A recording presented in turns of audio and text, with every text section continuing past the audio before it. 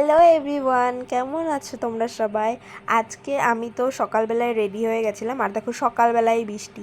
মানে কি বলবো, জাস্ট বৃষ্টিটা ভালো লাগে বলে এত যখন তখন চলে আসবে, আর আকাশটা তারপরে কিছুক্ষণের মধ্যে এত সুন্দর পরিষ্কার হয়ে গেল। আর আকাশটা দেখে মনে হচ্ছে পুজো পুজো চলে এসছে। মানে দুর্গা পুজোর আভাসটা এত ভালো লাগে যে পুজো আসছে, এই জিনিসটাই সবথেকে বেশি ভালো লাগে। তো আজকে আমি গেছিলাম মাছ বাজারে, আর মৎস্যনন্দপুরের মাছ বাজার কত বড় হয় তোমরা জানো।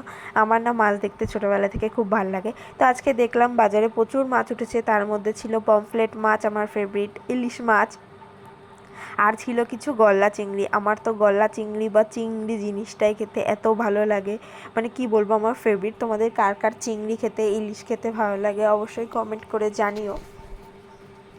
আমার তো গলা চিংড়িগুলো দেখে মনে ছিল কিছুটা নিয়ে দৌড় মারি আমি ওখান থেকে। মানে এত ভালো খাই আমি, এত ভালো লাগে আমার।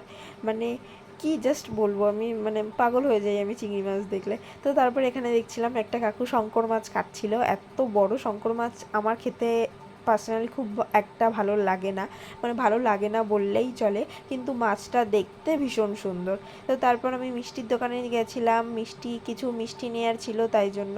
তো অনেকটাই বেশ মিষ্টি নিয়ে নিলাম। আর আকাশটা দেখো কি সুন্দর, আমার তো মনে হচ্ছে আমি মেঘে ভেসে ভেসে যাই, মেঘটা এত সুন্দর লাগছিল।